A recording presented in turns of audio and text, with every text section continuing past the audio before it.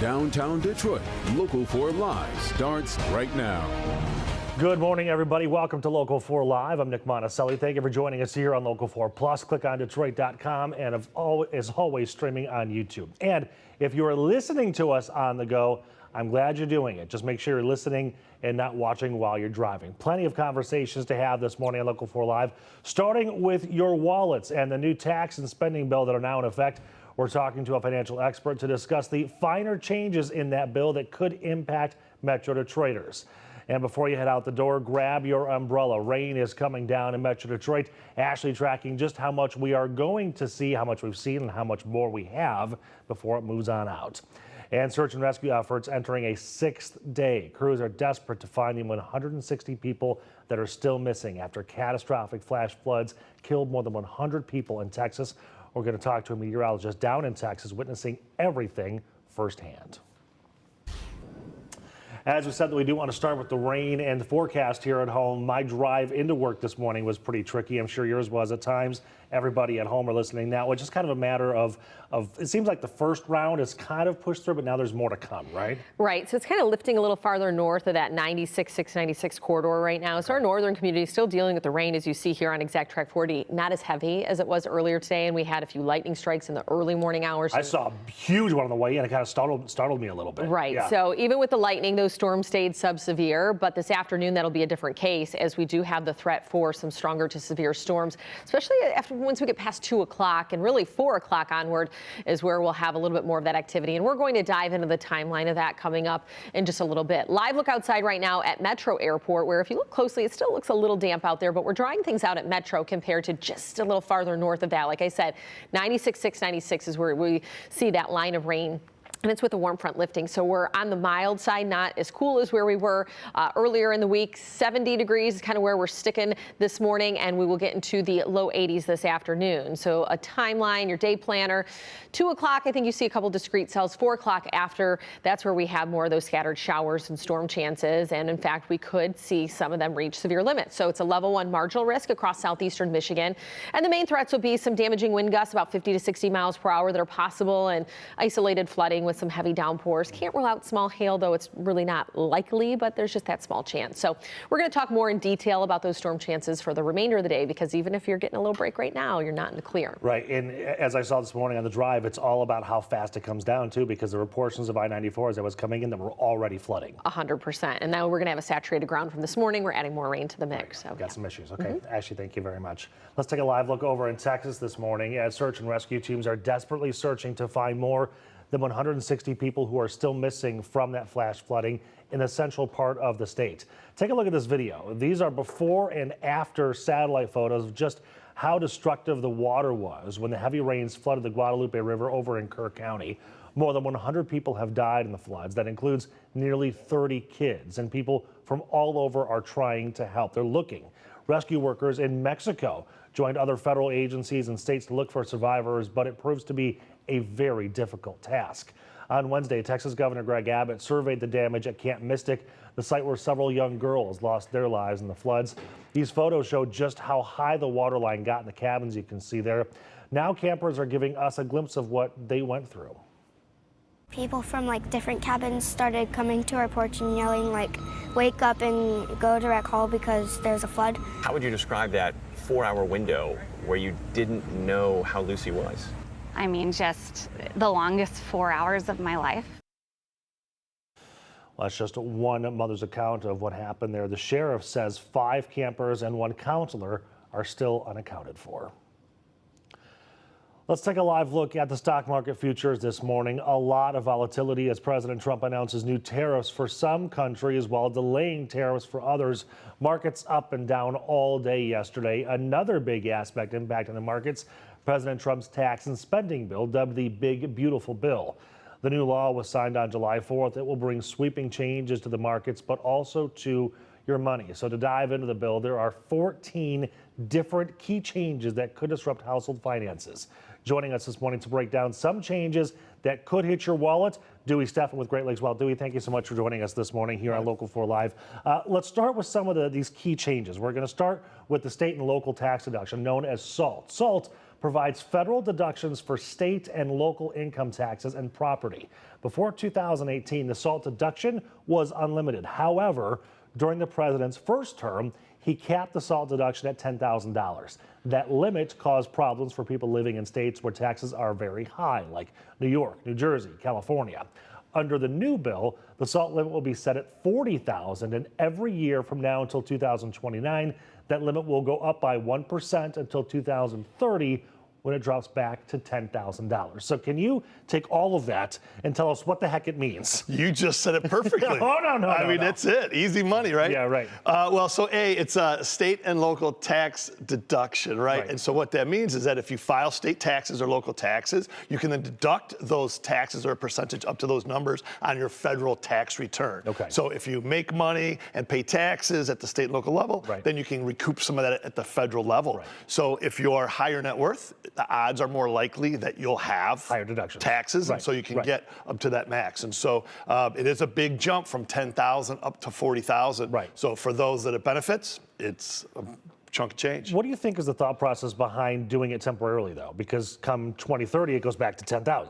Well, a lot of times with anything that comes through Washington, they have these term limits or they have these periods of time, and then the new president or whoever that is in Congress, all of a sudden they undo what was done. So I really don't know an opinion on, sunsetting it or letting it go forever. Right. Okay. So for those of us who are just doing a standard deduction, then this really doesn't mean much. Right. You got to itemize as well. So that's absolutely true. And who wants to keep all the receipts?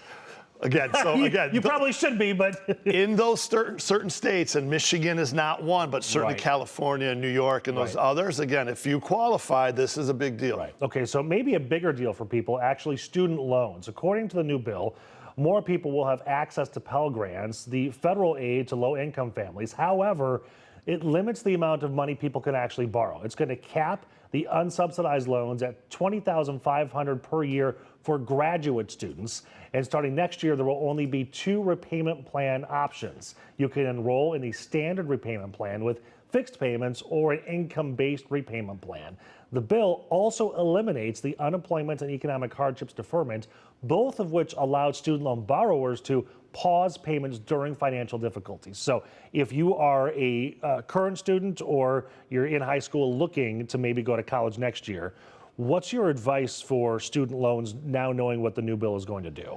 Well, so again, there's a lot there to unpack. And so from one side of it, if you need the money to go to college, which is a very big chunk of people. Big chunk of people, but they sometimes get overly invested in that debt. So they have a hard time getting out of their college loan situation. So on one side, it's great because it'll protect you from getting in over your head, if you will. But on the other side, if you need the money, then at the same time, you're kind of limited. So what we couldn't see this morning, and maybe you have the answer, is I saw the cap for graduate students. Is there one for undergraduate? That's a good question. I think the cap for undergraduate is there, I believe, but I don't know the exact numbers. Okay, gotcha. So in terms of how much should I borrow, you're looking at your admissions costs, you're looking at actual tuition, but some people will also roll in their room and board, their textbooks, their meal plans. Is it a matter of only finance what you absolutely need? Well, again, it comes down to a person-by-person situation. And again, whether you're going to be applying for whether they're Pell Grants or whether they're other subsidized loan programs, you just have to recognize what those rules are. And again, just make a good plan and be thoughtful and be respectful and be responsible when you're making your decisions. Yeah, because those student loans last a long time. Big time. Yeah. Okay, let's talk about Medicaid. This is one that's affecting a lot of people currently. Medicaid helps more than 70 million people get health care in the country. Under the new bill, it's going to cut $1 trillion from the Medicaid budget. So starting next year, people 19 to 64 who get Medicaid through the Affordable Care Act will have to work at least 80 hours per month to keep the coverage. The rules also make it harder for some parents to get exemptions, and states will have to check eligibility every 6 months instead of once a year. Many experts say nearly 8 million people could lose their health insurance by 2034. So if you are one of those people who relies on Medicaid for your health care and you could potentially lose it, Now what? Yeah, so this is a big deal. So it is a big now what. So you're really going to have to kind of figure things out on your, again, personal situation level. And you're going to, again, whether it's, just make some adjustments to your lifestyle or find some different solutions. It's a big deal. The challenge with that is that we have so many people in Metro Detroit who are living paycheck by paycheck. And it's so easy to say, make some changes to your lifestyle, pinch pennies where you can. If you're already living penny to penny, now what do we do? Yeah, well, again, you're going to have to figure that out, and that's not a good answer from a guy like me, but that's really what it comes down to. There is a gap in there, and you need to find a way to solve that gap. Oh, gosh, okay. All right, we're going to take a very quick break here. We've got some folks upstairs that say we have to take a break every 10 minutes or so. So when we come back, we're going to talk about more elements and what it really means for our wallets. We'll be right back in 90.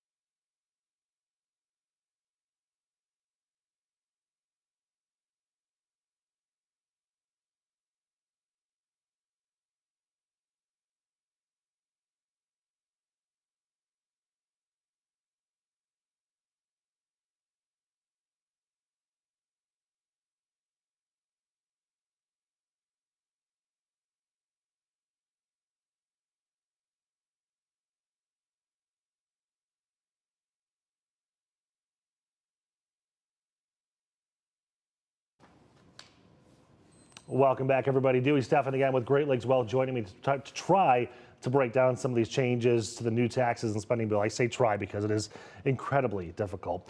We've talked about student loans. We've talked about Medicaid. We've talked about the SALT deductions.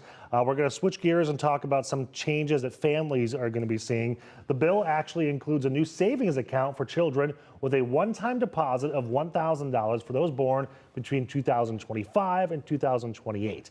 Parents can contribute up to $5,000 every year. The balance will be invested into the stock market. Employers can also contribute, to up to $2,500. While some lawmakers say these accounts can help introduce Americans to the benefits of compound growth, some experts say a 529 college plan, savings plan is a better alternative because there's some higher contribution limits and maybe a higher risk but higher reward. What are your thoughts on 529 versus this new plan? Yeah, so the 529 also, there's some tax benefits that are significantly different than this new bill and situation. So we were talking about this in the office yesterday. I think it's kind of comparing apples to oranges. Okay. Unless you wanted to structure this new one to be just another version of the 529. They're built to be different, and we can get into the weeds on it, but it is apples and oranges. Okay, so if I've got a kid and I'm trying to choose between the two, what's your advice? Well, if it's to go to college, then it would be a 529 plan. That's why that was built. There's some new add-ons to that if you don't use it, you can now put it into the child at age 30 or whatever for a Roth IRA. Okay. So now it can be a 529 for college, higher learning that now becomes a retirement vehicle. Mm-hmm. So that's where you can really get down this windy road. But if you have a child now, $1,000 that can be multi-purpose when they're 18, that's just for their future set up by the government. It's the opposite of Social Security. Same idea. The government's going to be giving you some money. So that's different than funding your own 529. Right, which is actually an interesting conversation because we've had a series here called Trade Up where the blue collar jobs and some of these apprenticeships and getting your hands dirty and doing this work versus college. We need so many of those people. There are a lot of people right now who look and say, well, I've got this 529, I can't touch that money if I'm not going to college until I'm 30, so is that the best place to invest?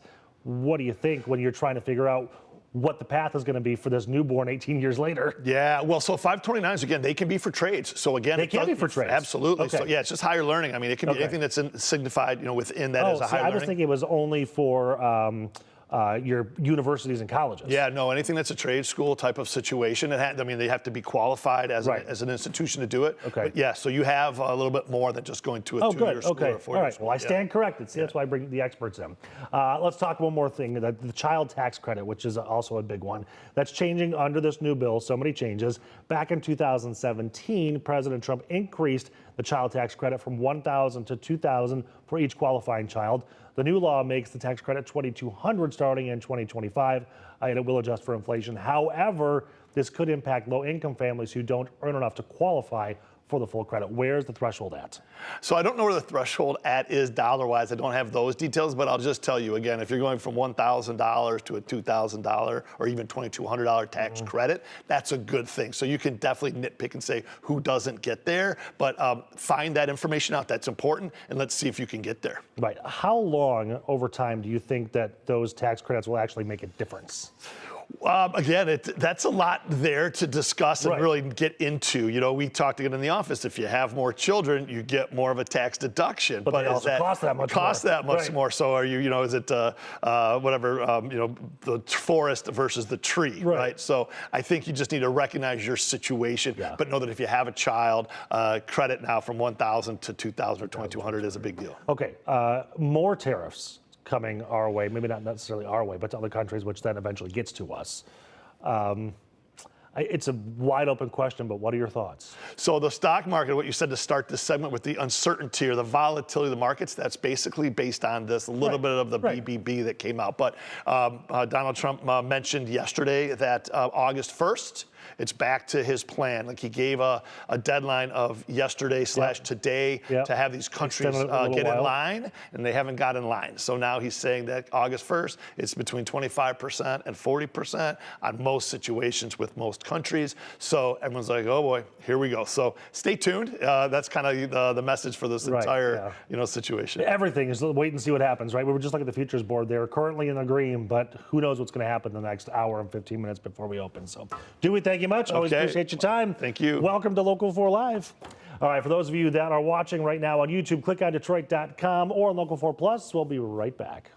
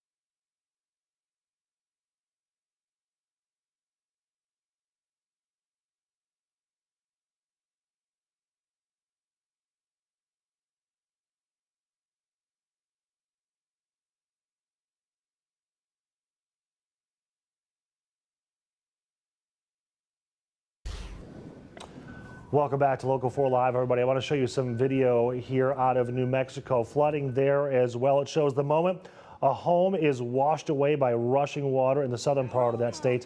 At least 3 people are dead. At least recovery efforts still happening after devastating flash floods on Wednesday.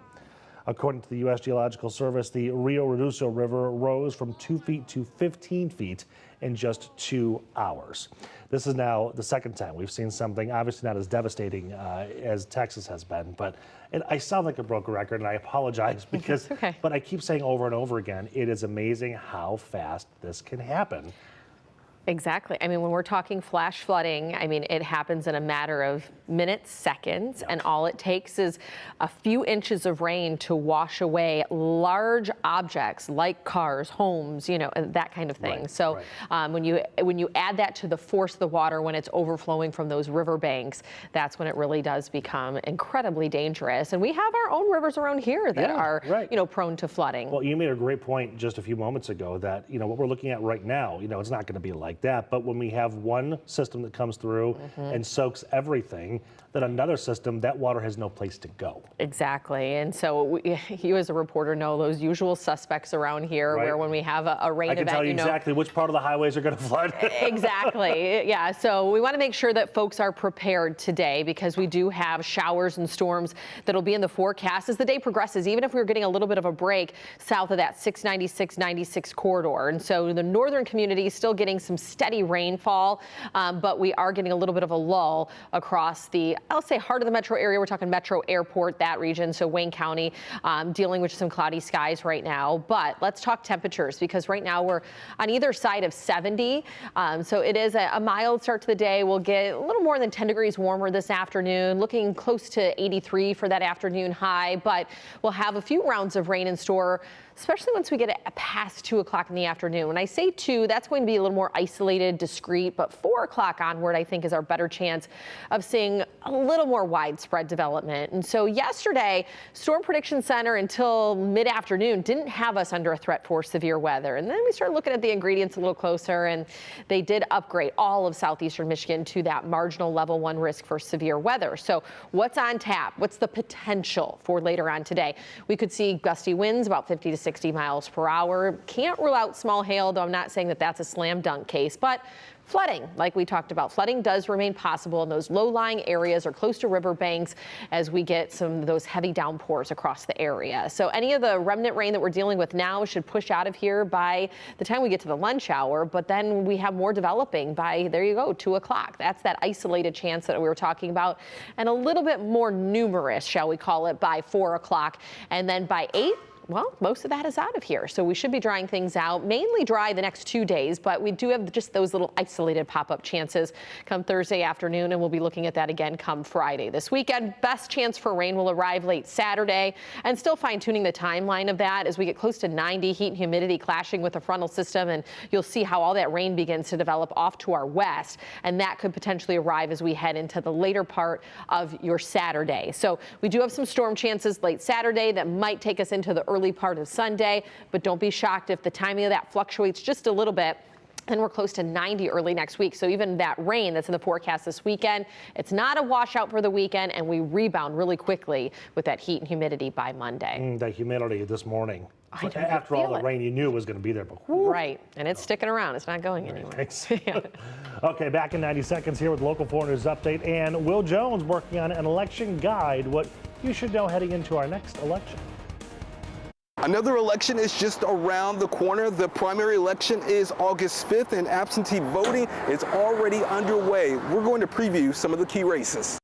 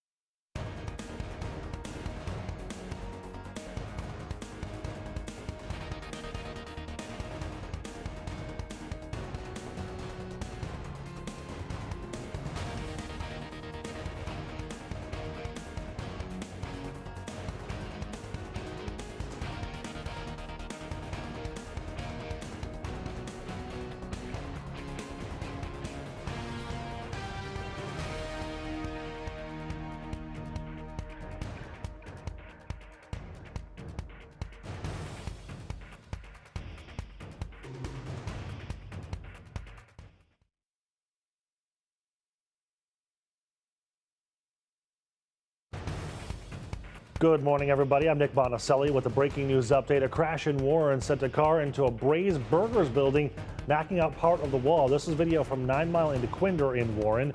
At least 2 people are involved, and one of them, 2 cars I should say, one of them went into Braised Burgers, knocking out part of that wall.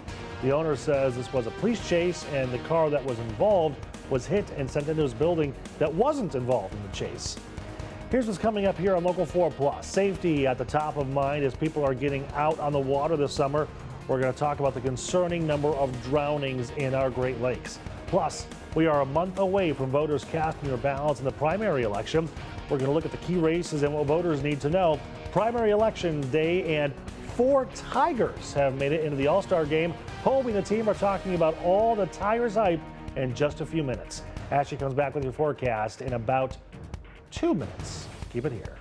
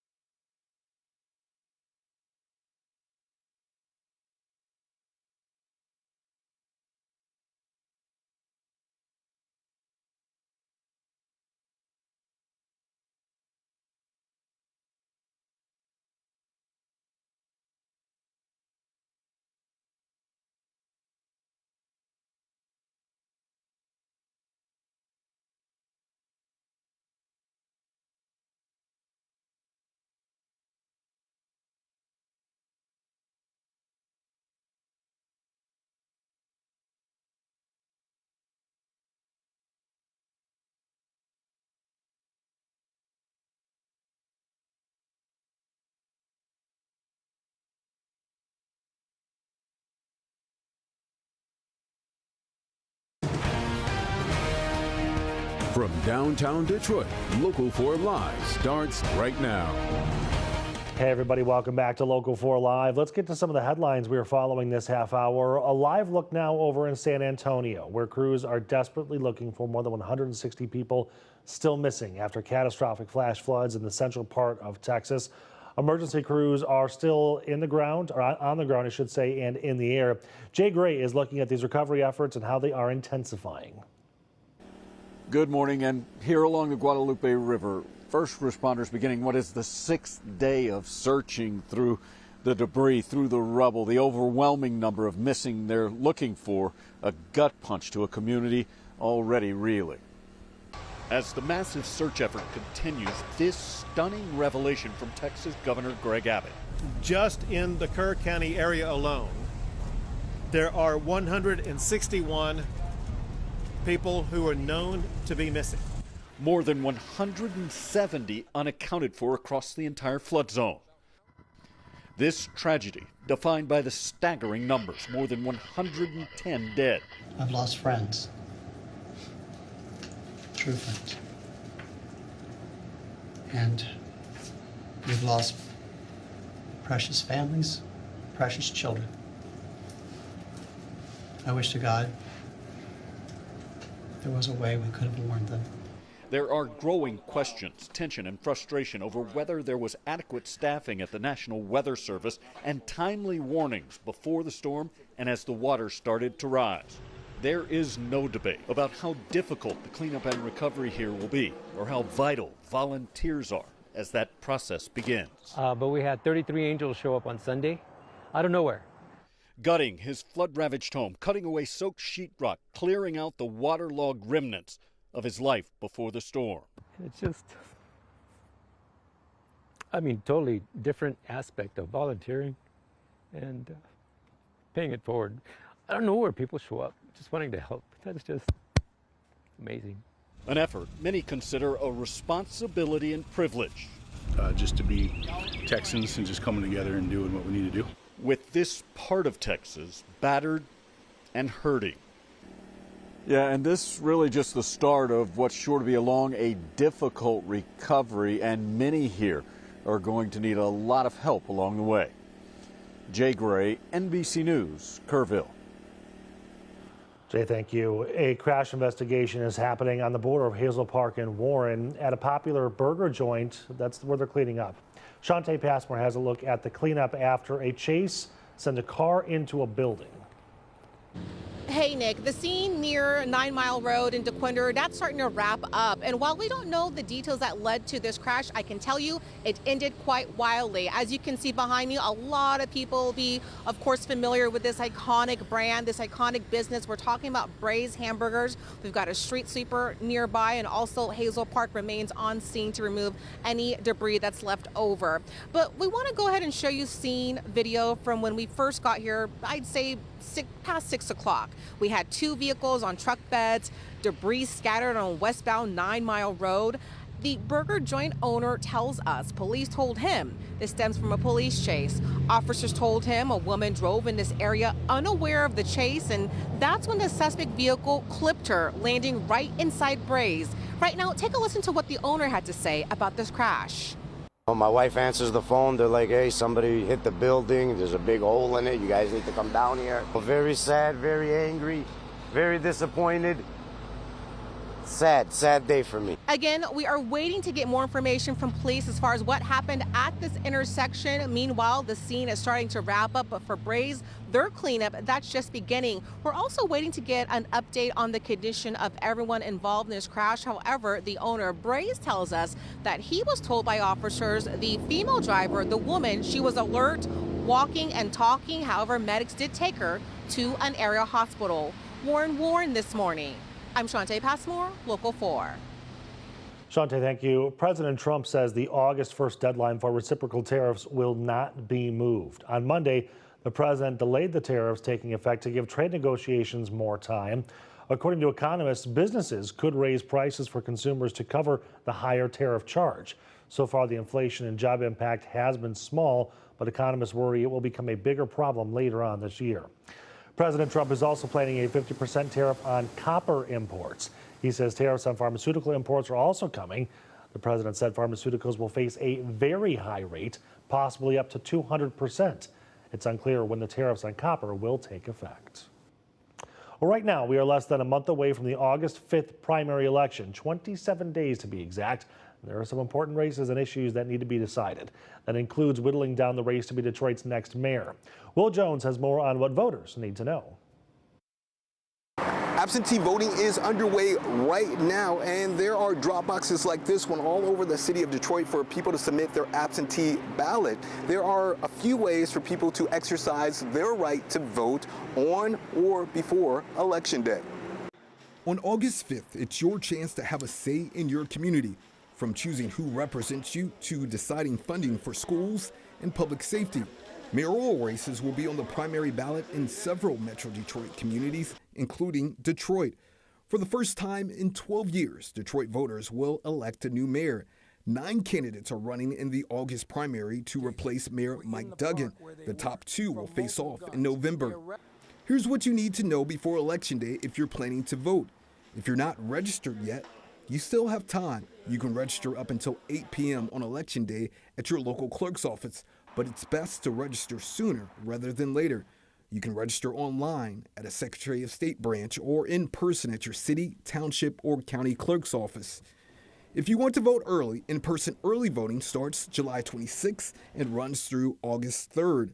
Absentee voting is another option. If you're on the permanent absentee ballot list, you can vote now. If not, you'll need to apply for an absentee ballot at your local clerk's office.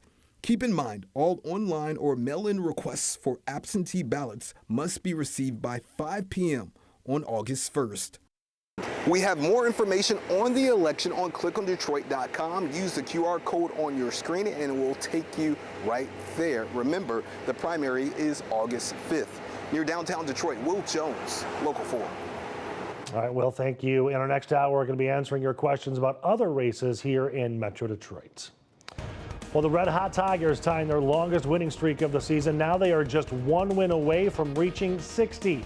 Next, we're going to talk about the Tigers and the players getting ready for the All-Stars with Detroit Sports Plus.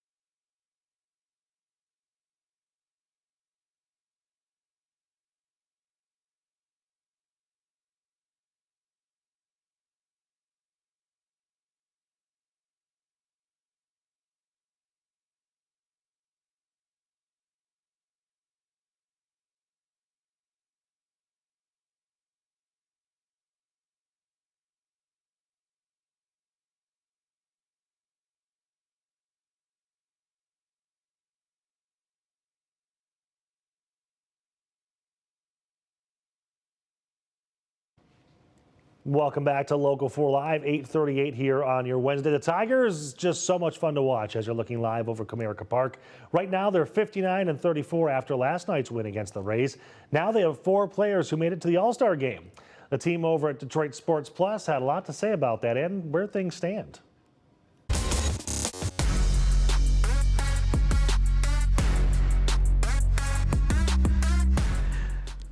Last year, the Tigers had an all-star in Tarek Skubal. They also had a Cy Young winner last year in Tarek Skubal. And guess what? Tarek Skubal is going back to the all-star game, but he is not the only Tiger heading back. There are 3 others going with him. Riley Green going for a second straight year. Javi Baez making his return. 3rd trip and 3rd at a different position as he goes to the outfield for this one. And then at second base, Gleyber Torres also making another appearance, his first year as a Tiger. When you take into account all of the different factors with this, just when's the last time that you remember seeing a team get represented this well at the All-Star game? Yeah, it was those 2011 to 2014 like stud Tigers teams where you could make an argument for basically every single player in that lineup and starting rotation. You know, like the mental image in my head is like that picture with Verlander, Scherzer, Miggy, like all those guys standing in the outfield in their American League jerseys. And it just feels good to get to, you know, be represented as the best team in the league. The Tigers should be represented, and they are. With a 3rd of the starting lineup is going to be Detroit Tigers. You know, Javi Baez, who we were talking about, does he make the team, is now starting in the All-Star game, different position in the All-Star game. Like, that's unbelievable. So I feel like the Tigers are fairly represented. Are there a couple other individuals who maybe had arguments to get on the team? Yes, but you look at the rosters, and you know every team needs a rep, and it depends on positional needs. So you know it's hard to make a lot of arguments, and I feel like the Tigers Tigers are fairly represented. Riley Green has had a phenomenal stretch right now. And looking at him specifically, because Javi Baez is a great story, Gleyber Torres a great story too, after a down year with the Yankees last season. But looking at Riley Green, what he's been able to build on. A couple of days ago, he was at 21 home runs. He's already now at 22. When he had reached that, it was mid-September last season. That shows just how much growth he has had this year. Is he kind of the next big name, do you think, for the Tigers organization? He's getting there. Because with all the big names that they do have on this roster, young names. He's a budding superstar, you know? It's difficult to see him in that light. He's like a very quiet, reserved guy, you know? And he just kind of goes about his business. But, like, if you look at the numbers over the last 2 seasons, he has the argument. He was a 5-win player last year. That's reserved for, like, the best of the best players. It's not Aaron Judge, but it's a very good guy. And Riley Green, like you said, over this last month, he's gone from he's probably an all-star to like it was Aaron Judge and then Riley Green and then who's third was the conversation. So he's absolutely separated himself as the best position player on the best team in the league. And because of that, I think that he's, one of the faces of the game. At this point in time, he's having a special year. He's one of those homegrown talented players. At what point do you think the Tigers start to consider keeping him around long term? Hopefully they're already thinking about that. That's As we've seen with Tarek Skubal, the closer a player gets to free agency, the more leverage they have, right? Like, and the higher they rise in Major League Baseball. Like, I don't know, it takes 2 to tango, as Scott Harris has said. The player has to want to lock himself up long term. But if Riley Green is open to any sort of extension, there's absolutely no reason the Tigers shouldn't be looking long term with this guy. He's still young. He's good defensively as well as a good hitter. So it's a guy that, would you like to keep him around for like a 10-year deal? I think you'd happily pay that price. Yeah. And that's also the big question on the pitching mound too with Tarek Skubal. I mean, the price continues to go up, it seems, with a guy that's putting together another Cy Young caliber season going back to the All-Star game. The question is with Tarek Skubal, he did not start the All-Star game last year. Second half of the year is really when he burst onto the scene, you could say. Do you think he should be the starter? Because we were looking at some of the stats of the other guys, and so many guys are kind of like all over the place. They're top 5. But Skubal probably is the best baseline out of all those starters that made the roster this year. If you actually watch baseball, there is no doubt in your mind who should be starting this All-Star game. It's Tarek Skubal. He's the best pitcher. Like, we can confidently say he is the best pitcher on the planet, and especially in the American League. Look, like you said, there's 5 or 6 guys who all are very deserving of consideration. And we're a little worried that seeing as Aaron Boone is the manager of the AL, that he'll go with his guy, Max Fried. But if you watch Max Fried starts and you watch Tarek Skubal starts, there's zero comparison in the dominance. And Tarek Skubal has been the best pitcher in the world for 2 years running. And Bruce Bochy looked like a fool for not starting him last year. And I'm a little worried that we're going to get the same thing. Does it really matter? No. Honestly, it'll probably just make him mad and he'll be even better in the second half. But I do want for Tarek Skubal and for the Tigers to have, that starting pitcher on the mound. And you were saying, what's the most important stat for you? I mean, I'm a big whip guy. I get all of the talk about like ERA and, wins.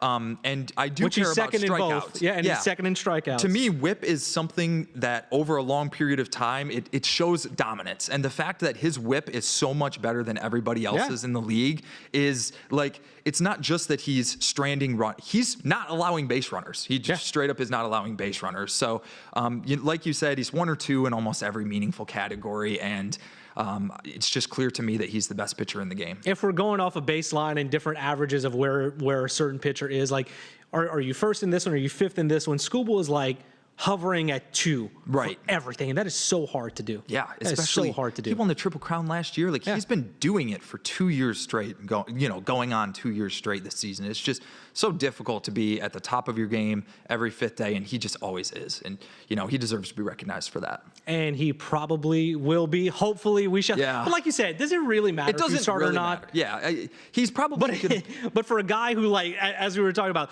leads so many different statistical categories in baseball. Yeah. Yeah. Maybe if you're looking for an edge or you need some bulletin board material, maybe this is something he doesn't have to dig too deep for. Yeah, if the Tigers were playing the Yankees like the first series out of the All-Star break, I bet you Aaron Boone would start Tarek Skubal in the All-Star game so that he's not pitching angry against the Yankees. I'm sure he would remember that if they reach an ALCS or ALDS against New York, though. We'll talk about it. Well, a long ways to go until there's still much more to come on DSP. The Pistons free agency definitely took a turn for this team, but they still were able to add some key additions in the offseason. We'll dive into that on DSP.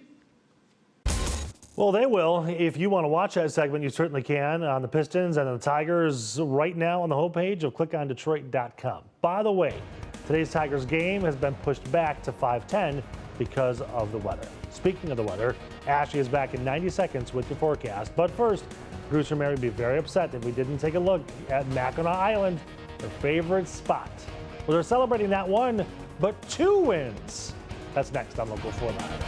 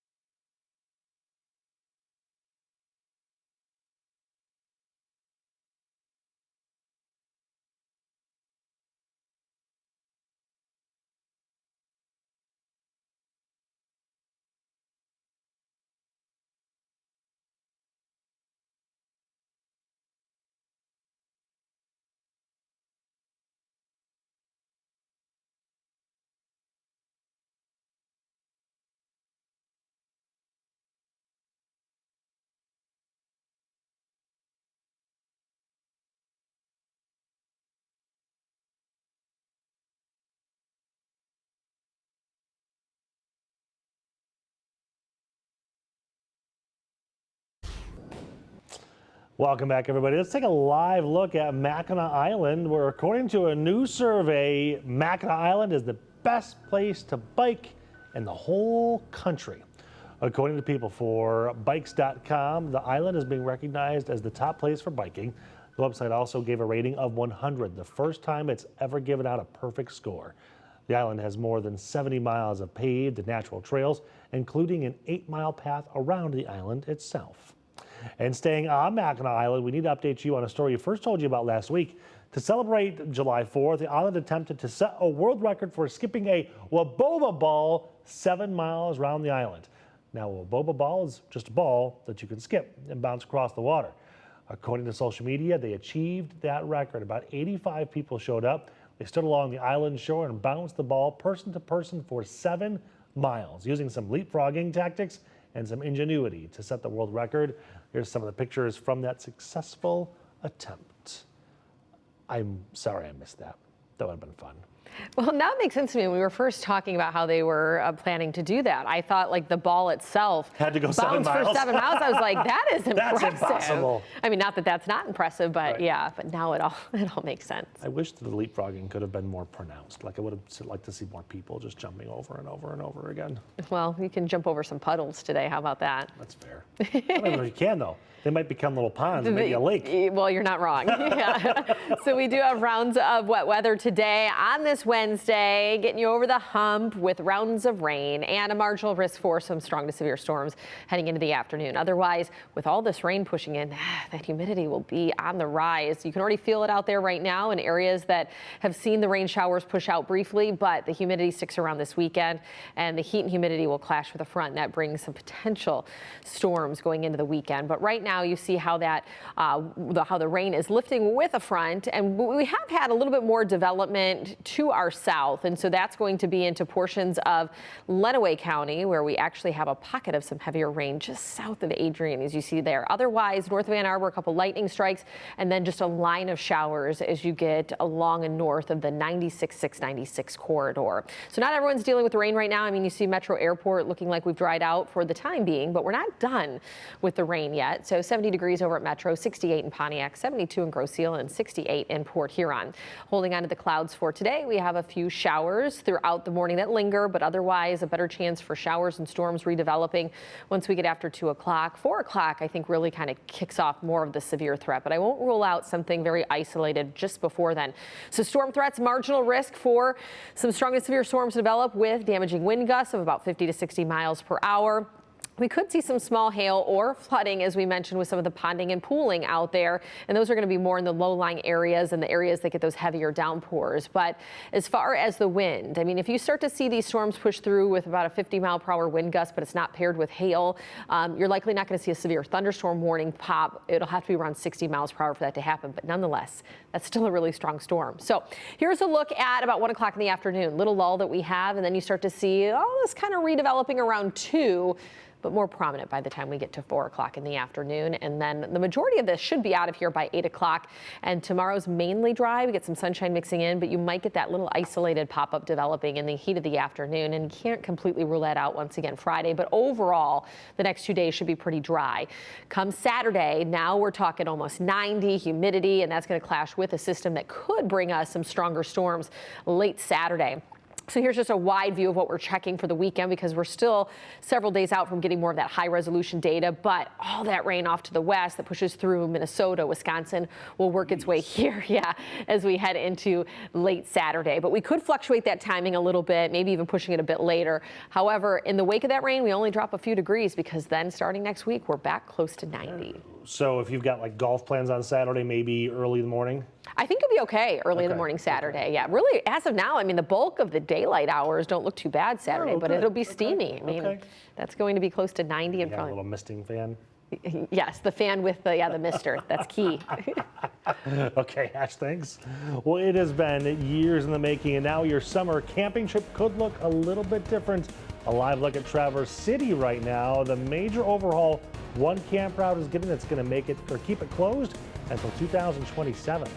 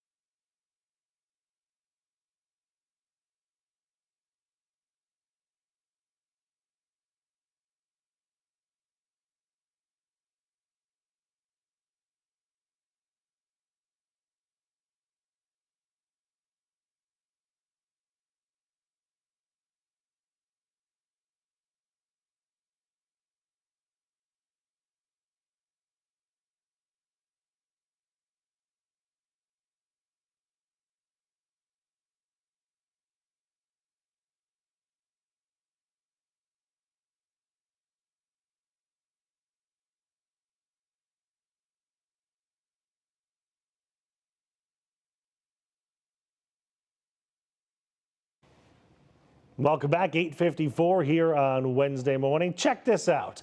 Jean Springberg from Dearborn sent this photo to our MyPics. The caption, "Leaving the house and saw this stunning butterfly on my cornflower." That is a beautiful shot. As we like to say, you send it, we show it. Submit your photos over on the MyPics page at clickondetroit.com, or just scan that QR code there on the left-hand corner of your screen, left bottom corner of your screen. Send it, we'll show it. We love your pictures. Let's take a live look at Traverse City this morning. It has been years in the making, but Traverse City State Park Campground taking a 1.5-year hiatus. Why? It's getting an $8.5 million upgrade. The park is now closed. It's going to stay that way through the 2026 season. It will reopen April of 2027. This campground ranks in the top 5 for the most booked campground in the entire state. But the DNR says the project is a long time coming.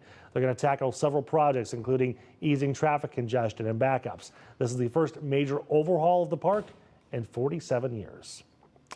Well, a lot of you love some great barbecue, and you probably know that great barbecue is closer than you think. A new survey showing that Michigan is smoking the competition, with 3 cities ranking among America's top spots for BBQ. Lawn Starter, a lawn service company, ranked nearly 500 of the biggest U.S. cities as best barbecue cities in America. 14 of them are in Michigan, which means you don't have to go too far. Grand Rapids leading the pack for Michigan, landing at number 80 nationwide. Lansing is number 2. Detroit has the 100th spot. The list also includes Ann Arbor, Westland, Southfield, Sterling Heights, Warren, and some others. We have the full list and the top barbecue spots to visit in Detroit right now at clickondetroit.com. So much coming up in our next hour of Local 4 Live. You're still stuck with me for another hour. We're going to talk water safety after dozens of drownings on the Great Lakes this year. Which lake is proving to be the most dangerous? And Local 4 investigator Karen Drew is going to join me. She's found some new information about what was going inside of that big industrial building that caught fire in Detroit's east side last week. And then forecasting during a natural disaster. Ashley is going to talk to a meteorologist from our sister station in Houston about what covering that flooding has been like, and they were trying to warn people on the air as it was happening. Much more news and weather in our next hour, I should say. Don't go away.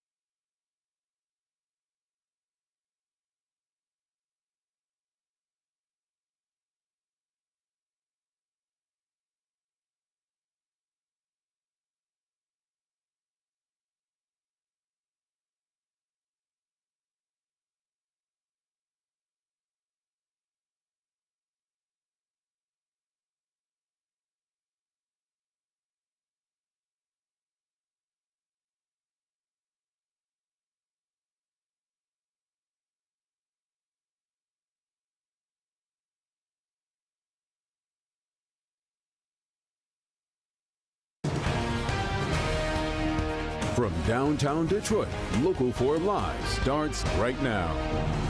Hey everybody, welcome to Local 4 Live. I'm Nick Monticelli. It is a rainy Wednesday. Our forewarned meteorologist Ashley Barrissey joins me in just a moment with her forecast. But let's look at some of the headlines right off the top and what we're working on. Dozens of drownings this year in the Great Lakes, and there's one in particular that appears to be more dangerous.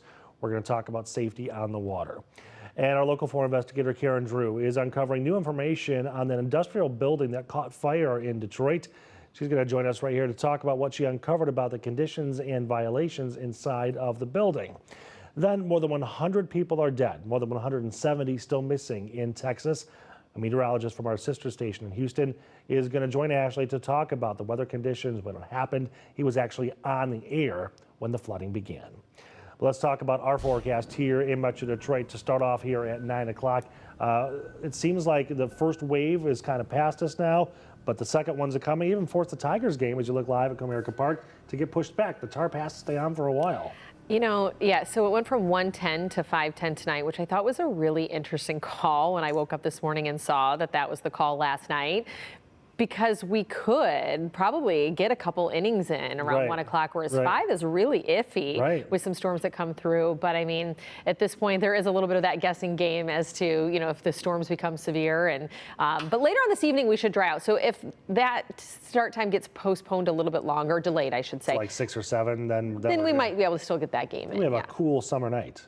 That's right. That's not cool. But a long day for folks that thought they were going to a 1:10 game, and then the start's not until, you know, 6 or 7. So we'll have to wait and see. But let's look at Exact Track 4D, as we still do have some of those scattered rain showers across portions of southeastern Michigan. It has lifted a bit, but you should just see a couple little isolated pockets that have developed that are a bit heavier. And so the more widespread steady rain, we'll call it, is north of about 696. But you see down towards Adrian, a heavier pocket. I will zoom in a little closer to portions of Washington County. So now we're talking more so that Barton Hills area, just east of Dexter and getting north of Ann Arbor. That's where we have that pocket of some heavier rain. So that might track a little bit closer to South Lyon as we go throughout the next half hour or so. But right now, either side of 70 across southeastern Michigan, and we have very light wind out there, but it's cloudy, it's muggy. I kind of figured out my mood today. Like, I had a freeway closure this morning, it's raining. Can we just, like, you know, start the day over? Do you have a case of the Wednesdays? I have a case of the Wednesdays today. Yeah. So hopefully it doesn't get worse as we have storm chances this afternoon, but there will be that marginal risk for some stronger storms to develop after about 4 o'clock. So it is worth mentioning that the Storm Prediction Center expanded that marginal risk to include all of southeastern Michigan for later on today, with gusty winds and rain really the primary threat. So we're going to walk you through the timeline of that. But if you're kind of feeling mopey, like myself, that it's, you know, we can blame the weather today. Here's the data. Yeah. Has to do with the morning drive and the weather. Yeah. Well, I'm actually very excited about the forecast, which is surprising because Friday we're taking the show on the road and going to some boat races over on near the Detroit Boathouse. Very Looks nice. good on Friday, right? All right. Okay. Yeah. Chose the right day. I didn't get the invite. It's coming. Like, you can stay in studio, Ashley. In the drafts. It's right there. Okay. Thanks, Ash. Just into our newsroom, brand new information on that breaking news out of Warren. A police chase that ended with a suspect crashing into an iconic business. Warren police say they went to a call about somebody stealing cars near 8 Mile into Quinder. It's about 4:30 this morning. When they tried to pull the suspect over, that driver took off. Police followed. Then at 9 Mile into Quinder, the suspect ran a red light, crashing into another car and then hitting Bray's Hamburgers. 4 young people were arrested. Police say they found 2 stolen cars and are still investigating. We're also working to learn more about a state police investigation along a highway overnight. Now, this is video, or it will be, of I-75 and I-96. Police could be seen blocking traffic for hours there. The highways are now open. We can show you that video, or you can watch it over on clickondetroit.com. It is the last day of the 3-day strike at McLaren-Macomb Hospital. Nurses and workers still waiting to make a contract deal. According to the union, workers want fair wages and more staffing. The hospital says it made an offer with a pay boost and a compensation package. In a statement, McLaren Health says, "We remain hopeful that once all the facts are understood, we can bring our team back together under a contract that is both fair and forward-looking." For patients, the message remains simple. We are open, operational, and safe. Now to another safety story, this time on the water. Concerning numbers about drownings here in Michigan. This is a live look at Lake Michigan this morning. According to the Great Lakes Surf Rescue Project, there have been 31 drownings in the Great Lakes so far just this year. 15 of them were in Lake Michigan. Nearly a dozen people died over the 4th of July at lakes all across Michigan. So we wanted to see what in the heck is going on and ask them how to stay safe. Joining us right now is Bob Pratt, the co-founder and executive director of the Great Lakes Surf Rescue Project. Bob, thank you for your time this morning. The numbers seem high, but I want to ask you to put those in perspective. Is that normal this time of year, or are they high? July is the most deadly month nationwide, and that includes the Great Lakes region. And unfortunately, we're now at 36 fatal drownings for the year on the 5 Great Lakes, with 18 of them being in Lake Michigan. Unfortunately, this time of year, it's almost a daily occurrence. So what is it about Lake Michigan, or is it just the fact that it's, you know, our largest body with the most coastline and beach access over there? Well, you know, a lot of people talk about Lake Michigan being the most dangerous, and that's a little bit of a misnomer. All of the lakes are very dangerous. Lake Michigan has the greatest population density, and for many years, we typically have about half of the fatal drownings on the Great Lakes happen in Lake Michigan. But most of that is at the southern end of the lake, and most of that is due to the population density with Chicago and Grand Rapids and you know the entire lake shore down there. So you could argue that Lake Superior is more dangerous. It has larger waves, it has colder water, but it just doesn't have the population that Lake Michigan does. So that makes sense. The main reason that all the drownings happen on Lake Michigan is the population density, and then some things like the north-south orientation causes some problems, because a lot of our drownings happen, about 30% of our drownings happen on windy, wavy days. So that also plays a part in the problem. Gotcha. You know, we obviously have a lot of inland lakes here in Metro Detroit and across the state. Most of your focus, I know, is on the Great Lakes. Which, in your opinion, are more dangerous? The one that you're in. So, you know, all water is dangerous. And if you go to Lake Michigan, understand that it's very different than swimming in a pool. In a pool, the water's always warm and clear, and you know it's a very short distance from one side to another. There's no wind, there's no waves, there's no dangerous currents. When you get on bigger water, and this includes like Stony Lake and some of the inland lakes, you can have some currents, you can have wind and waves. The water can be much colder, and so all of that plays a part.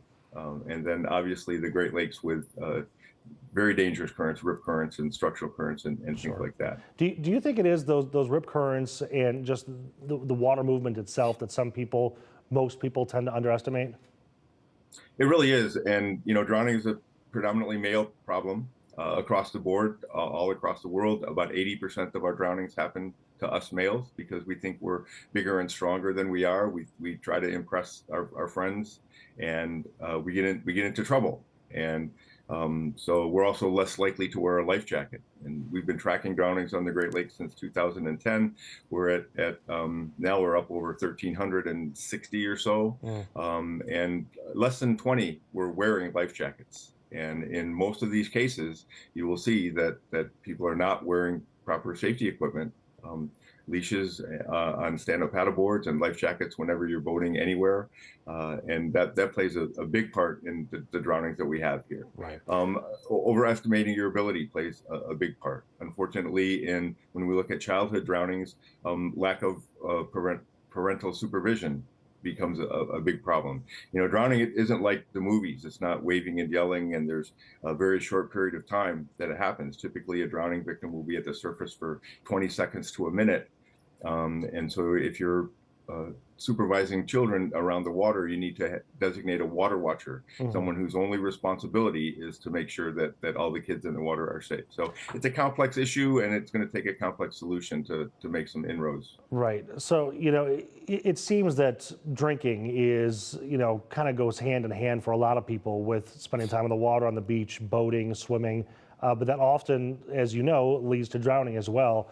How do you where do you draw the line in terms of allowing yourself to have a good time? Not saying you have to have a drink to have a good time, but a lot of people want to, with being safe on the water. Again, we know that alcohol plays a part in the drownings. It plays a bigger part in some of the boating drownings than some of the beach drownings, but it does play a part in a significant number of drownings. So, like with an automobile, be very careful. Designate a sober swimmer, for example, and make sure that they're watching over the people. And really, flotation is the key. In the Coast Guard will tell you that about 80% of our drowning victims involving boating are not wearing a life jacket. Our statistics are even more dire than that because we have a lot of people that are at the beach and typically don't wear a life jacket at the beach. But we encourage people to wear a life jacket all the time when you're recreating on or around the water.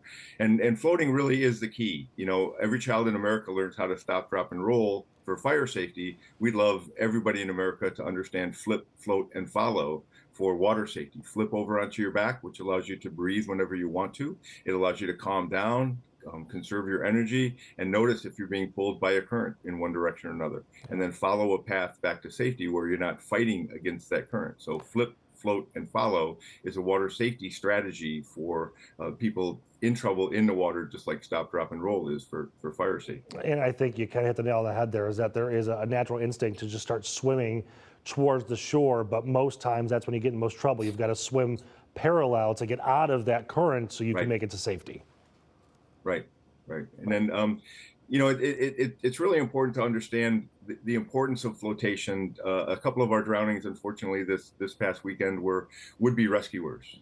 We had a couple of fathers attempting to save their sons from drowning, which is very laudable. It's a heroic act, but one of them was boating, and so there was definitely some flotation devices on the boat that they could have used. The other one was at a beach. There may have been throw rings or some other rescue equipment on the beach. And so if you're going to attempt to make a rescue, make sure that you have decent swimming ability and make sure that you take something with you that floats, anything that floats. A volleyball, it doesn't have to be special rescue equipment, but something that floats. And then wearing a life jacket really, really is important. This is actually a Coast Guard approved life jacket. It's inflatable, so if the wearer gets in trouble, they pull the cord and it inflates and provides a flotation device while they're on the water. So there's really no reason not to have a life jacket with you all the time when you're recreating on or around the water. Okay, Bob, thank you so much for your time with the Great Lakes Surf Rescue Project. Again, we appreciate it, and the numbers speak for themselves. Bob, thank you, sir. Thanks, Nick. Well, we are learning more about that building that burned in an industrial fire on Detroit's east side last week. You can see this video here. What inspection records reveal about how waste was being stored at Avita's oil recycling company, when Karen Drew joins us in just a moment.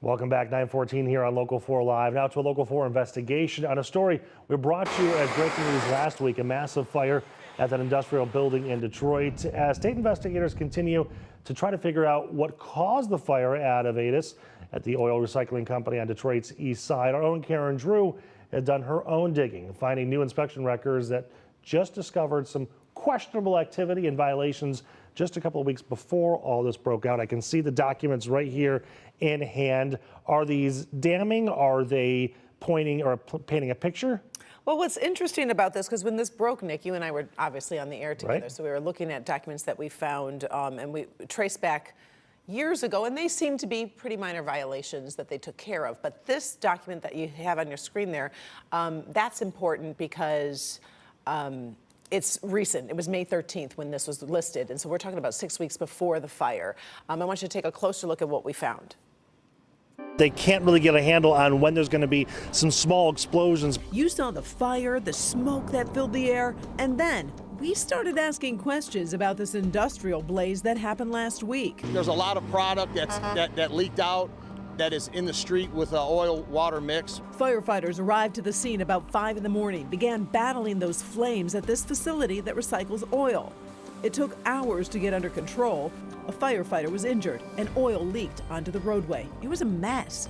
So what was going on behind the scenes at Avitas? According to this inspection report done about 6 weeks before the fire, the company was cited for violations, including drums of LIB, or liquid industrial byproduct, were stored outdoors, exposed to weather. They need to be stored indoors. The inspection report also found several indoor containment areas and sumps containing excessive LIB, some to the point of being completely full and even overflowing. So, could those violations have impacted the fire? In the report, it states the sumps and secondary containment are not meant to store liquid industrial byproduct. And when these areas aren't pumped out, they are essentially open tanks. And that's the key. When someone says something's an open tank and you talk about liquid industrial byproduct. Yeah. So, of course, we reached out to the company. They gave us a statement. We put that on Click On so people can read it in detail. Okay. They said, they were going to take a look. They're going to make improvements and all of that. But a lot of times when we do stories like this, we always say, what's next?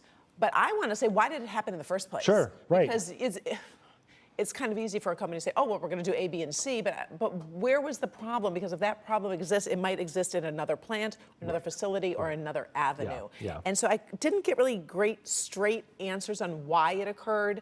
There was some discussion about, that drum that was outside that was supposed to be inside. Yep. They said that, it was on sloped ground and there wasn't going to be of concern, but they're moving it in. But it's like, you know the rules. Well, I was going to ask you that too. It seems kind of frustrating that there are rules and regulations in places for a reason. Right. And it would be great if we come across a business that is completely violation free and they're doing everything perfectly. That rarely happens. There's always some kind of, usually a minor issue. Right. As I lose a microphone here. Oh, that was my IFB, it's okay. But in this case, it seems like, and we don't know if this actually contributed to the fire, but the question but either becomes, way, it's still a violation. Either way, right. And it probably wasn't, it could be a contributing factor, right? So then you say, okay, well, why? Right. Why is it happening? Yeah. And one of the ones, and we didn't go into detail on that because, we didn't have as much time, but I have more time with you, Nick. And one of the points that it said the secondary containment area under the manifold where LIB, that's the liquid industrial byproduct, could be pumped was the most concerning. They're saying that, these areas should be pumped out. They're basically open tanks. The company is going to say, well, at the end of the day, we do the pumping of it out, but it's like, but it shouldn't be overflowing. It shouldn't be full. Right. So there's a question of how are we storing it? Right. Why is it overflowing? Yeah. And, I have to say, that was just because we were curious and we checked. I did get some tipsters saying, oh, you should check into some other Look stuff here. too. Okay. So we are going to keep checking. More This work is to a do. document Yeah. from the Eagle, which is, does the inspections Right, there. right. But it's concerning. What's also challenging too is that in a fire like that, you never know if they're actually going to find out the root cause. Everything's gone. Everything's gone. And that was Right. part of the thing, because when I asked to go, can I do an on-site interview and all of this, they said, no, and it's not suitable. And then even the state investigators say, we're not done with our investigation because a lot of the things that we would need to take a look at do not exist or do not exist in the form that they should be in. Yeah. So we will stay on top of it. We'll see. And I'd be very curious to see what the air quality reports show. Right? Yeah. I mean, you were there that morning. I mean, I was nasty. afraid for It was you nasty. just Yeah. because, you know, you were there for hours, you're breathing it, and then those booms that we were hearing. So when Yes, you hear that big little boom, explosions happening you know, all over the there's place. explosions, Yes. there's liquid. We're And talking, you never know what's in that smoke. You don't know what's Right, in that smoke, right. and you don't know the long term. And then remember, it leaked onto the street. Right. So, More I mean, cleanup. You know, yes, I guess you're quote lucky it was an industrial area and there weren't residents there, but it's still There's still it's impact. the There's city still of an Detroit. impact. We should all care. Right, right. Okay, Karen Drew, keep digging as always. I will. Thank you much. We'll be right back after a short break.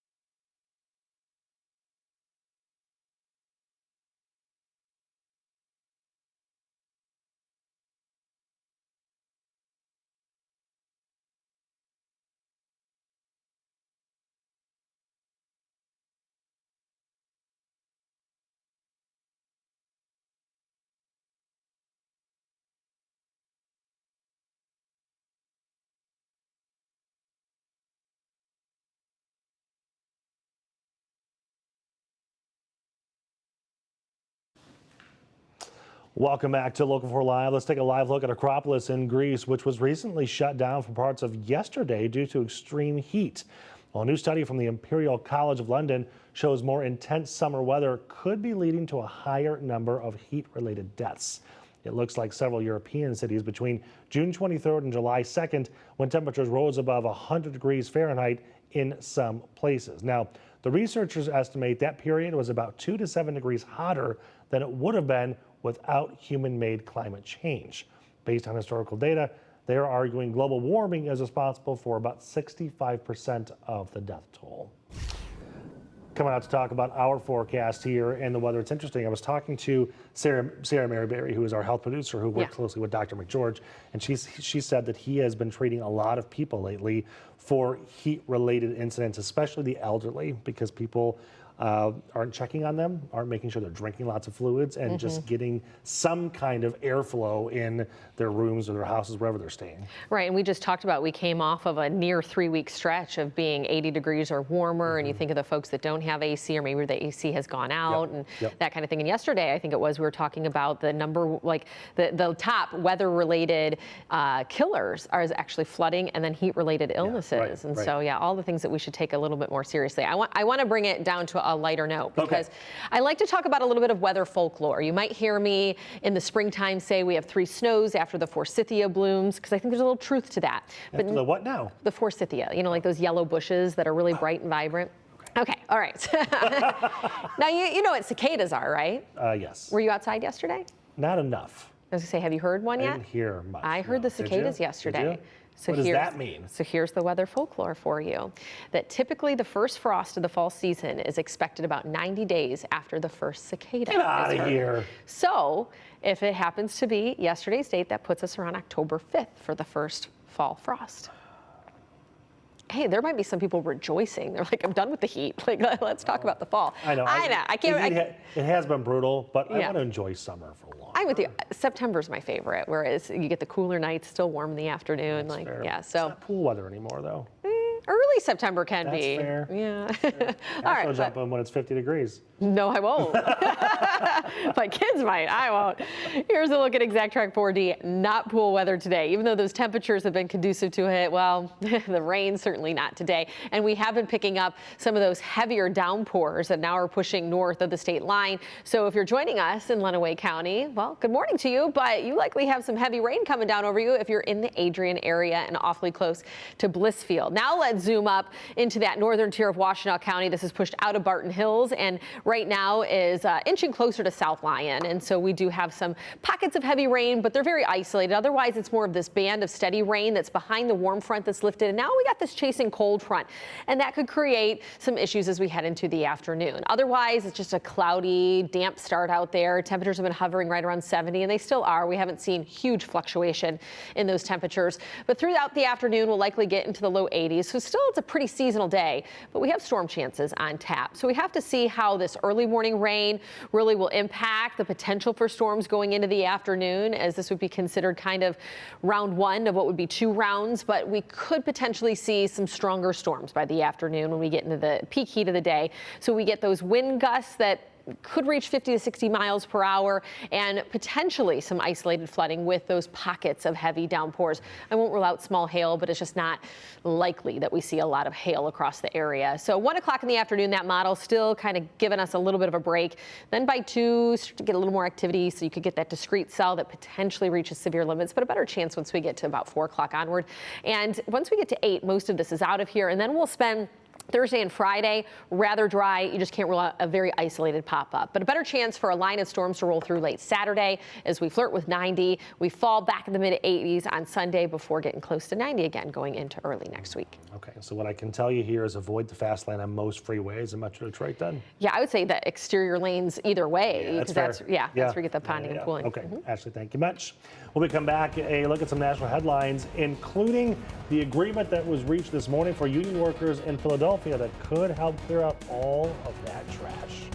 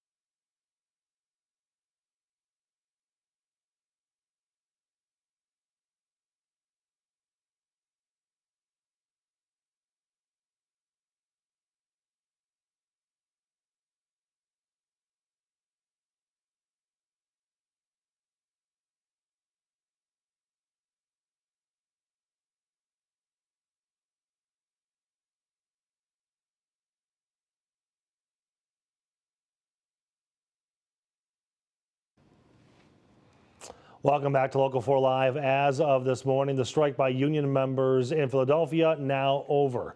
Both sides came to a tentative agreement early this morning, but the aftermath leaves many people concerned. You can see the trash piled up in that city since employees went on strike July 1st. That's because sanitation workers were among the thousands of blue-collar workers on the picket lines asking for better wages and benefits. Philadelphia's mayor said the new 3-year contract increases DC 33 members' pay by 14% over the next few years. Elon Musk's XAI chatbot, Grok, is under fire online after pushing anti-Semitic tropes in its responses to some users. X users reported yesterday it connected several anti-Semitic tropes to an account it identified as being Ashkenazi Jewish. That account stirred controversy with offensive comments posted online about the victims of the recent Texas floods. In an X post, people behind the Grok account said they are, quote, actively working to remove the inappropriate post. So far, no word yet from representatives for Musk on those posts. More than 160 people are missing after catastrophic flooding in Texas. Let's take a live look now in Texas, where the search and rescue teams are still working around the clock. When we come back, the latest in those search efforts and live interview with a meteorologist who was on the air trying to save people as it was happening.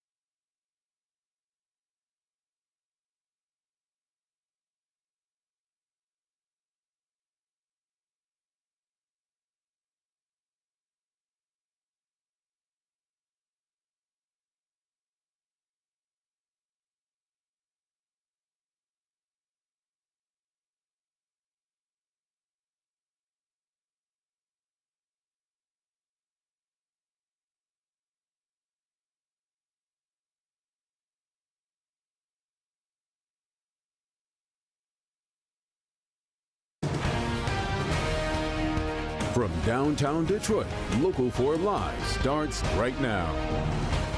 Good morning, everybody. Welcome back to Local 4 Live. I'm Nick Monticelli. A live look over in Texas where search and rescue teams are desperately looking to find more than 160 people still missing from all of that flooding in the central part of the state.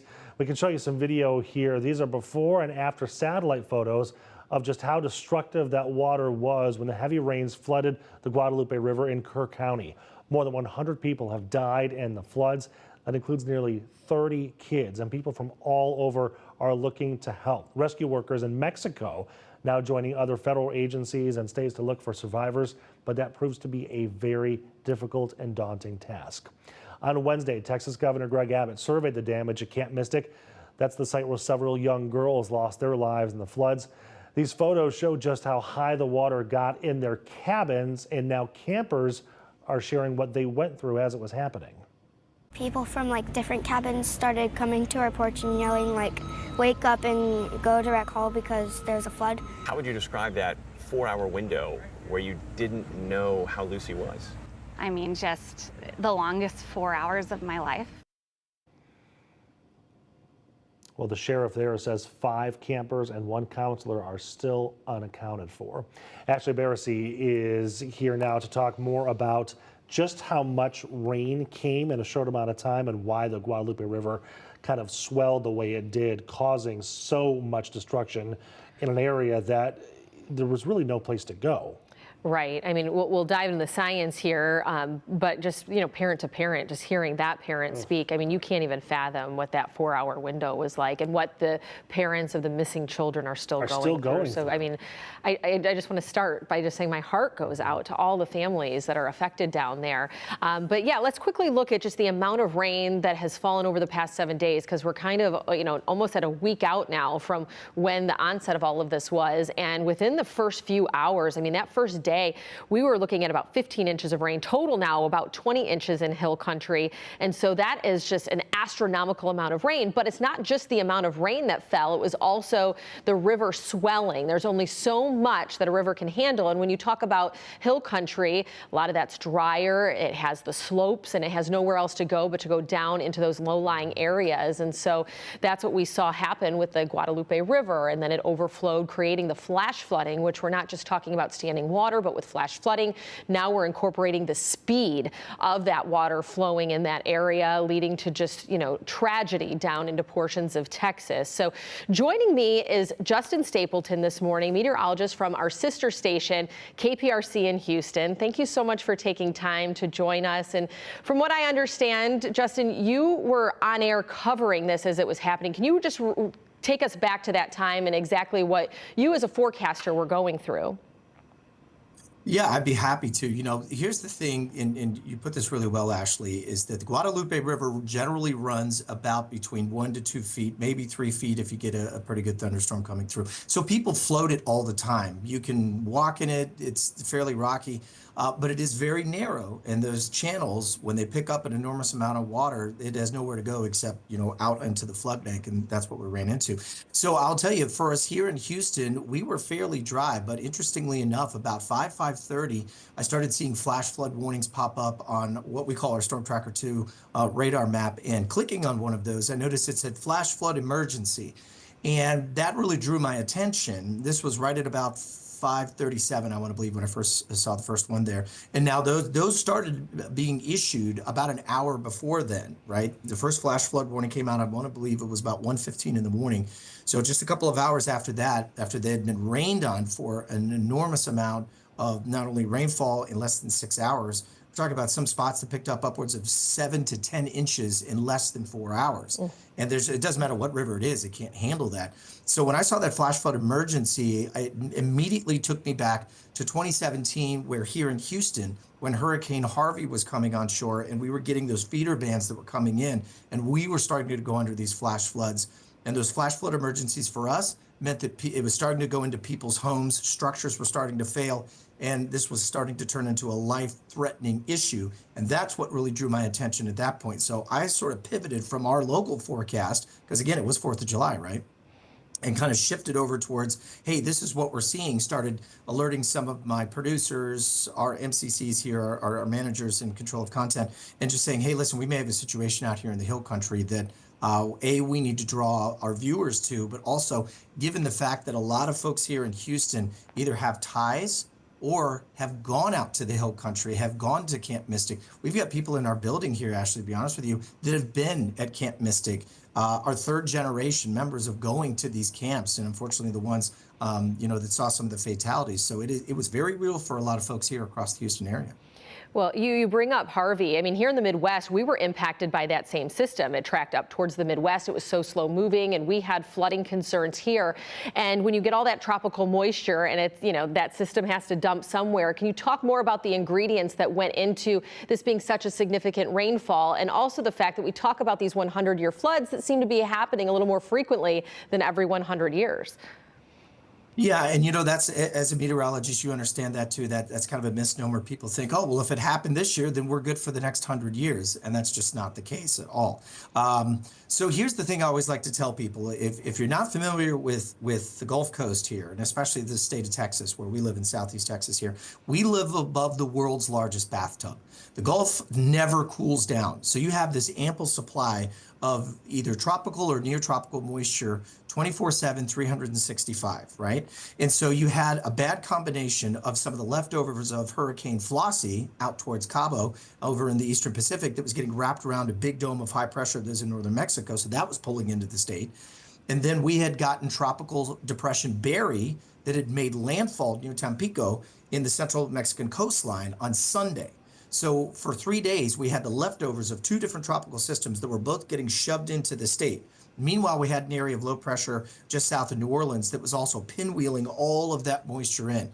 And the problem is that it got stuck. And that was where it was very similar to Harvey. If you remember, looking at some of the analysis from Harvey, there were 3 areas of high pressure that basically created fences where Harvey got stuck and it just sat right on top of us. And that's how we got 52 inches of rain.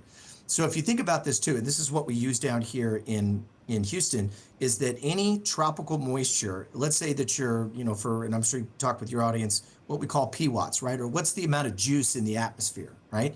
And so the higher that number is, the more rain that it can make. So if we were seeing levels that were upwards of 2 to 3 inches, we will always sometimes double or triple those numbers, right? And so when we went back and we looked at some of the numbers that the National Weather Service in San Antonio were talking about, they were talking about rainfall rates, and that's per hour, of about 2 to 3 inches. Well, that's just with normal moisture.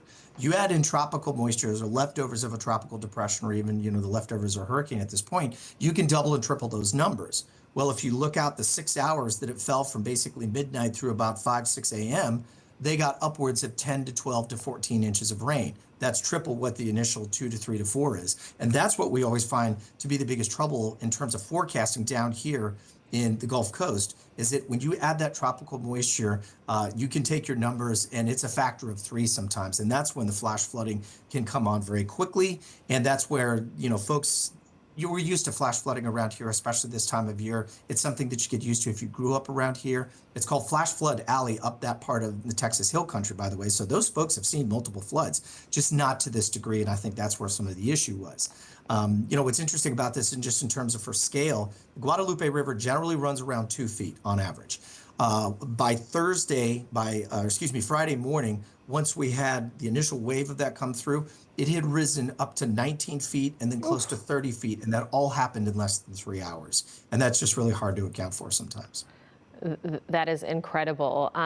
We've talked a lot about the science, which you've given great insight into forecasting in your area of the country. Can you just give me more of a personal take of what that was like in that moment? Because as a meteorologist, I mean, we cover flooding here and there. We cover tornadic activity where you can see those warning tags from the National Weather Service, and you know that if you're in an emergency situation, that this is incredibly serious. So when you saw that tag come through, I mean, just as a human that's living in there, what were you feeling at that moment? Well, I'll be honest with you, the first thing it did, I immediately shot back to when I was on the air during Harvey. I'll share a story with you. It was, I believe, Saturday night. So the storm had made landfall, Harvey, on Friday evening down towards Rockport. And by Saturday, we had multiple parts of our community that had already gone underwater. And I was receiving I can't even tell you dozens of Facebook messages from people that were saying, I need help. I'm on my roof with my 2 children. We're at this part of Sugarland, which is just south west of downtown Houston, a very, very populated area for us here. And there were messages from people that were like, we've had to break through the roof. We have nowhere to go. We can't find our car.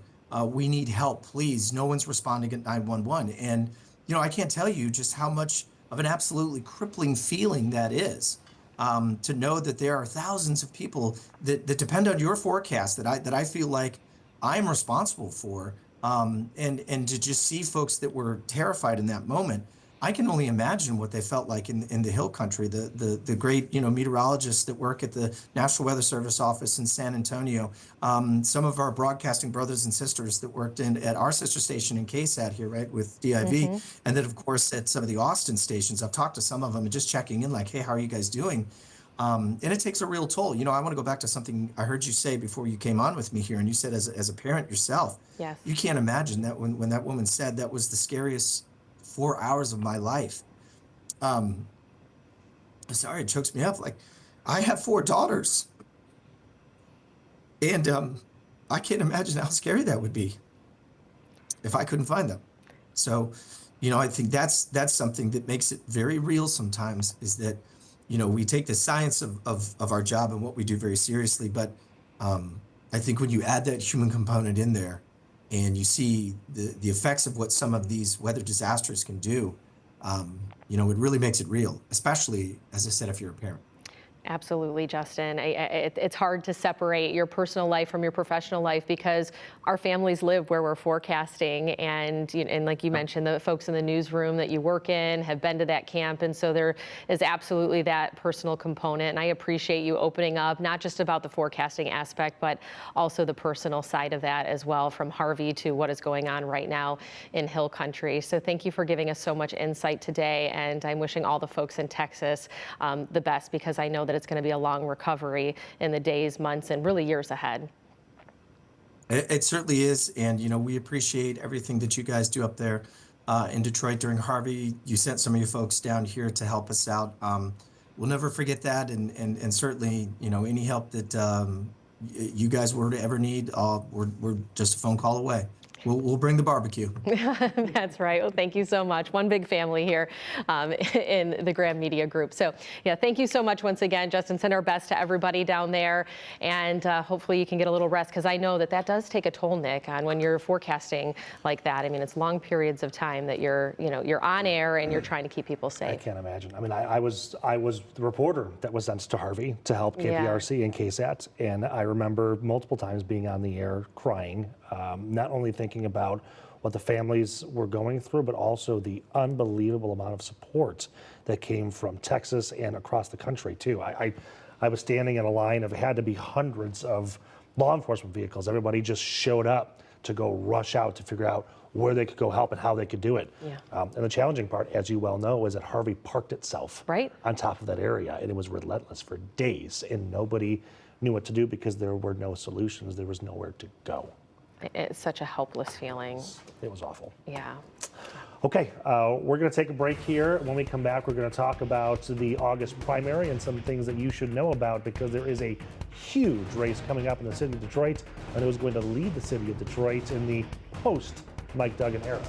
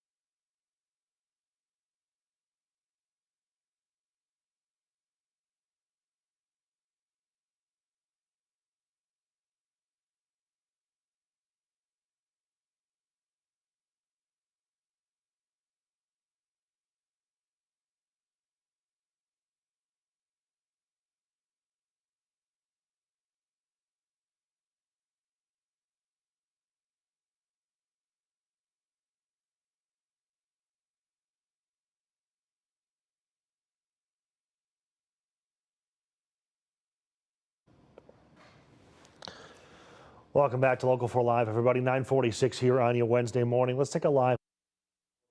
We're coming off a mixed section for stocks yesterday as investors watched the news on tariffs. The Dow down 165 points. The S&P 500 fell 4 points. The Nasdaq up 5. As you can see, we're up slightly there with 16 minutes, 17 minutes now into the market's opening. We'll see how they react throughout the day, especially with more news of more tariffs on the way. A live look in Detroit right now. Many voters across Metro Detroit and especially the city of Detroit heading to the polls next month in August. Some big changes coming to local leadership. 4 major cities, including Detroit, will be choosing new mayors. This as the current leaders step down to pursue other offices.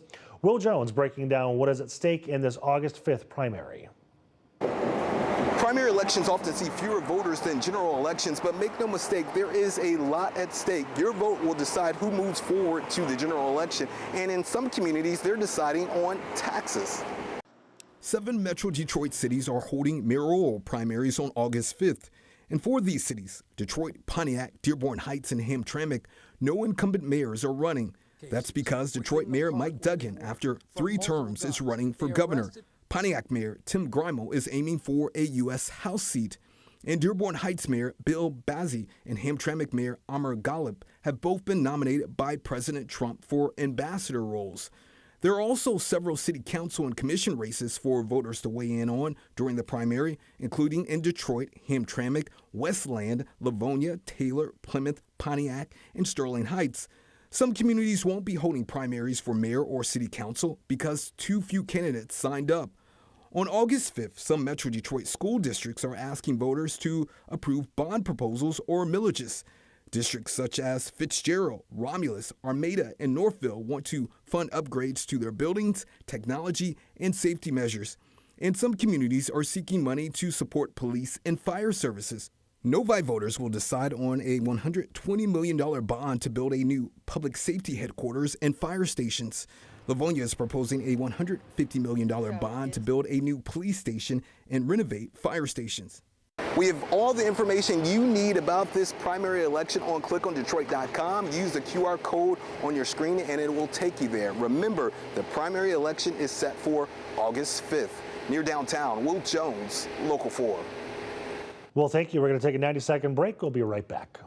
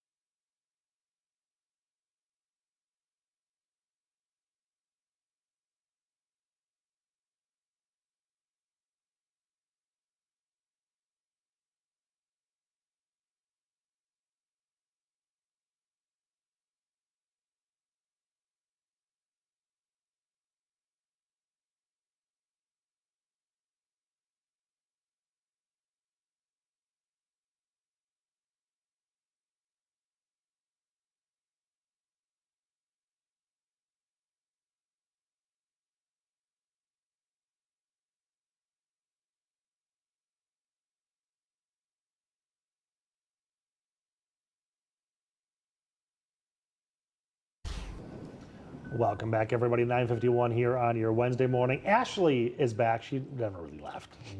when she goes. She goes right over there because she has work to do. The work never ends. Never ends. Especially on a day like today because you've got all these different systems to track. Right. So we have the warm front first, very typical. Cold front will sweep behind it. And so you have round one, round two. I mean, really putting things in perspective coming off that interview with our colleague Justin down in Texas. Right. Like, you know, we can't complain on a day like today. We, of course, want you to be weather aware because there is that marginal risk that we see a stronger storm develop. But this will be very much low-end threat. So all of southeastern Michigan looking at the chance for a marginal risk for a strong to severe storm to develop mainly this afternoon. But that's coming off of the wet weather this morning. And we'll look at radar in just a second here. But with all of that rain, of course, it's going to leave humidity behind. So we'll have the humidity on the rise throughout the rest of the week into the weekend. And with the heat and humidity clashing with another front through the weekend, that could bring some more storm potential. So right now, here's a look at ExactTrek 4D, where we're picking up some heavier pockets of rain. I do have lightning tracker on, not really seeing much in the way of lightning, so it's just going to be a heavy downpour that rolls through. We'll zoom in a little bit farther south of I-94, so you see down into Tecumseh, close to Adrian, and then down into Morenci, so right at the state line there, and in portions of Monroe County, where we do have some heavier pockets of some rain and a little bit more that's developing just east of Jackson, so that's going to be pushing in the western edge of Washtenaw County. We'll push up a little bit farther north, and so for the folks that are in Northville and just, I'm going to say, just south of 12 Oaks Mall, and into Plymouth, that's where we have a heavier downpour pushing through. And so that's going to kind of be the theme off and on as we go throughout the rest of the morning and heading into the afternoon. That cold front sweeping across the mitten. And so with that, we have the storm potential heading into the afternoon and maybe as late as the early evening hours. But right now, that's a live look at Metro Airport where we're dry for the time being. That wasn't the case earlier this morning, so we're getting that little break. 71 degrees at Metro, 68 in Pontiac, 73 in Grosse Ile, and 70 in Port Huron. So we should be warming up into the mid-70s within the next half hour or so, and then low 80s for that afternoon high. But the chances for storms really becoming a bit more prominent by 4, but I won't rule out some storm activity by 2, 3 o'clock. So marginal level 1 risk for all of southeastern Michigan, with really wind and heavy downpours being the primary threat, but you just can't rule out some small hail. So here's more of an illustration of what we're tracking here. 1 o'clock, we should have more of a lull from what we're contending with right now. And then an hour or so after that, you start to see that development. So by 4 o'clock, I think a better chance for a few scattered thunderstorms that could reach severe limits. But by 8, a lot of that activity has pushed off to the east as that cold front will have pushed out of the region. Next 2 days, mainly dry. You see that little smidge and that little pop-up can't be ruled out, and that's really about it. Our next best chance for making a bigger rainmaker, I should call it, and some storms will be late Saturday going into Sunday. So we're close to 90 Saturday. That rain will drop us only a few degrees in the mid-80s come Sunday, and then we rebound back close to 90 early next week. Well, you made a good point earlier. I'm not sure if pushing the Tigers game back was a good idea at this point. Right. I know. You know, I'm not blaming anyone because the models have kind of been a little bit all over the place with the timing of it. So for them to make that call yesterday, I mean, last night. It helps people plan. It does help people plan. And so I'm sure they're wanting to get ahead of it before, you know, people came out to Detroit midday with it being a day game. But I don't know. I almost feel like the day game would have been better. Yeah, because now that 4 or 5 o'clock window, you're like, ooh. But the good news is you saw a lot of that's out by 7 or 8. So if it is raining come game time, I don't think it's necessarily postponed. It could just get delayed a couple hours, and then that that 1:10 game, it could be like a 7:10 game. 8:10 game, yeah. Play ball, it's midnight. That's right. Thanks, Ash. We'll be right back.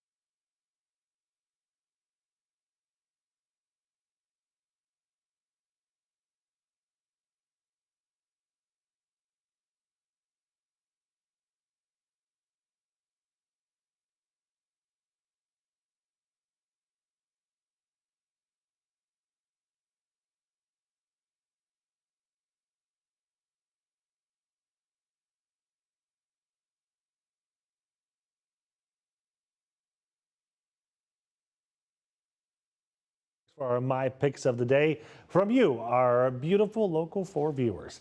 This is a picture sent to us from South Lyon. It's a dwarf lake iris, which is the state wildflower and is a threatened species. Thank you so much for sending that in. Well, we are not joking. The wait finally over. Ashley, are you listening?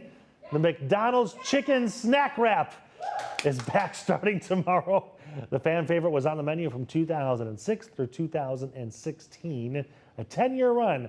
It returns tomorrow in 2 flavors, spicy and ranch, priced at $2.99. I'm not a ranch fan, though. I'll get the spicy, I guess.